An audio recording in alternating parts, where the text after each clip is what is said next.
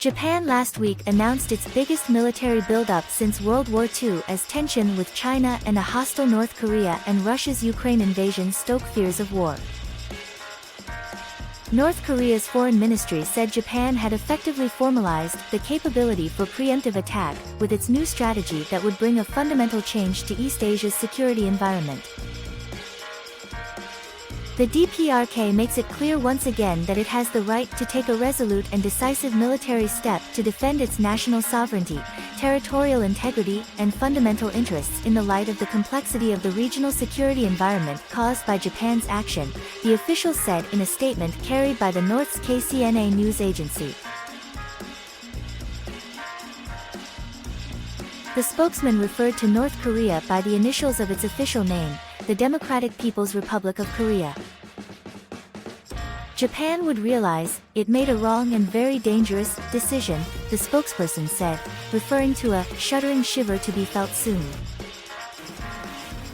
North Korea has tested an unprecedented number of missiles this year, including an ICBM designed to reach the U.S. mainland, in defiance of international sanctions. Several of the North Korean missiles have flown over Japan, or landed in waters near it, drawing condemnation from the staunch U.S. ally. The North Korean spokesperson also criticized the United States for conniving and instigating Japan's rearmament and reinvasion scheme, saying the United States had no right to question North Korea's defenses. In a separate statement, Kim Yo-jong, the powerful sister of North Korean leader Kim Jong-un, hinted at a technological advance in its ICBM system, and denounced questions over what North Korea said was its bid to develop a spy satellite. North Korea fired 2 medium-range ballistic missiles off its east coast on Sunday in what it called an important test for the development of a reconnaissance satellite that it hopes to complete by April.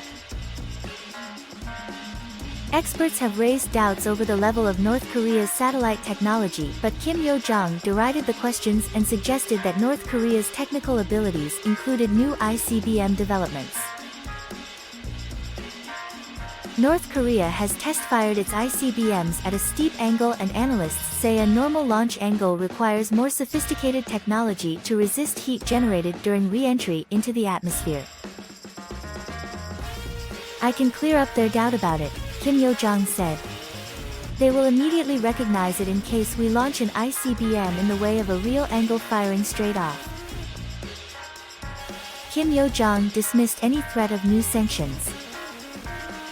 "At this time when our right to existence and development is being threatened, how can we stop our advance for fear of sanctions that we have experienced abominably, not for the first time," she said.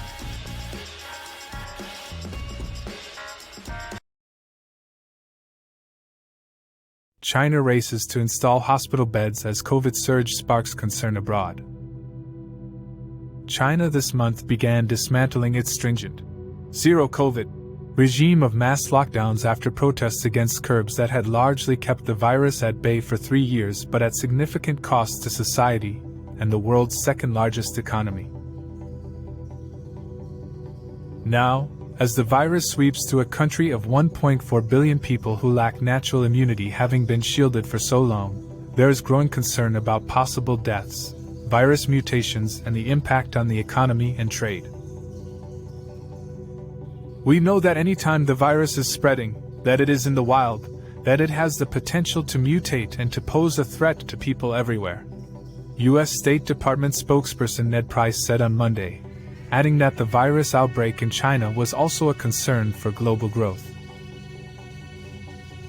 Beijing reported 5 COVID-related deaths on Tuesday, following 2 on Monday, which were the first fatalities reported in weeks.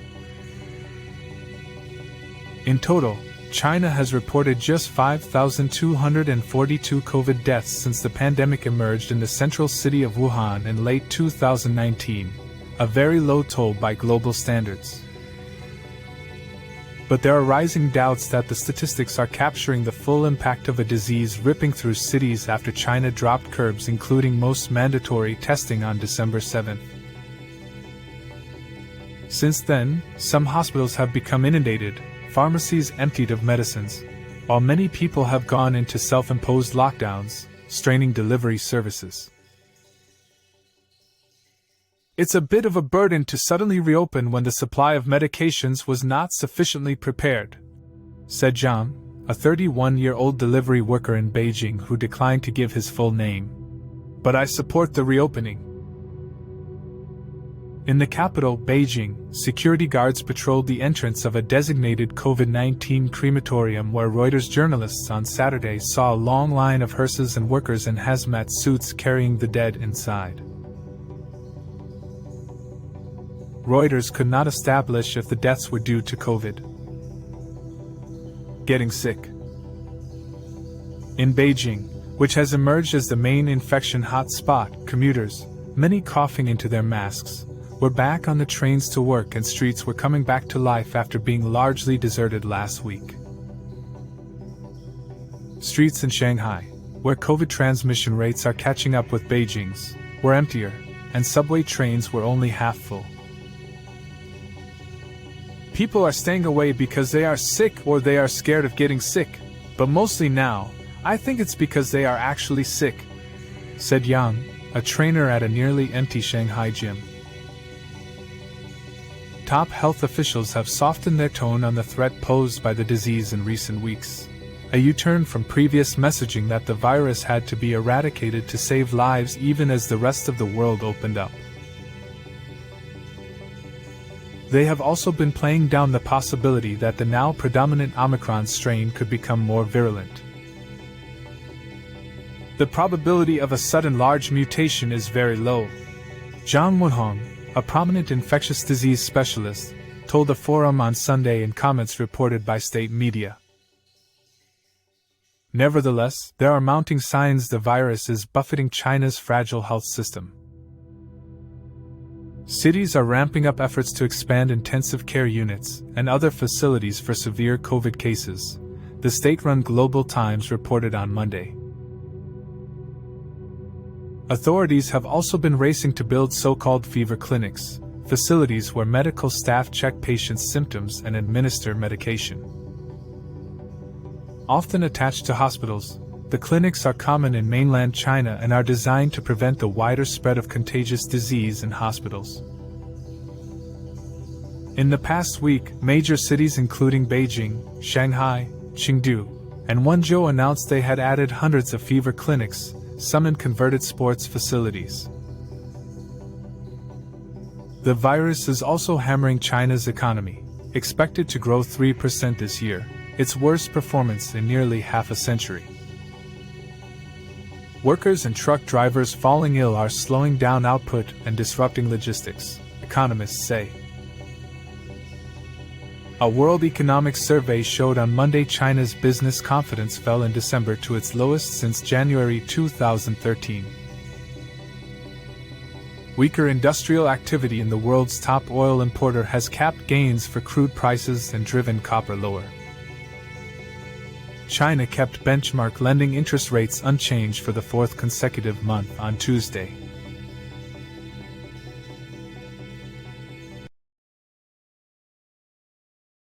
Maricopa judge allows narrow part of Kari Lake's Arizona election lawsuit to head to trial. A Maricopa County Superior Court judge ruled Monday that Arizona Republican Kari Lake, who lost last month's gubernatorial race, will be allowed to head to trial on two narrow claims in an election lawsuit. The motion to dismiss hearing in Maricopa County did not present evidence or witness testimony. But on two of the counts, the judge found Lake should be allowed to proceed to a trial to attempt to prove intentional misconduct that resulted in her loss. Lake lost to Democrat Katie Hobbs, the Secretary of State, by about 17,000 votes. The judge narrowed one allegation involving the printers on Election Day, allowing the Lake campaign to present evidence to back her claim that a Maricopa County employee had interfered with Election Day printers, resulting in her losing votes. The judge will also allow the Lake team to present evidence that Maricopa County violated its election manual regarding ballot chain of custody.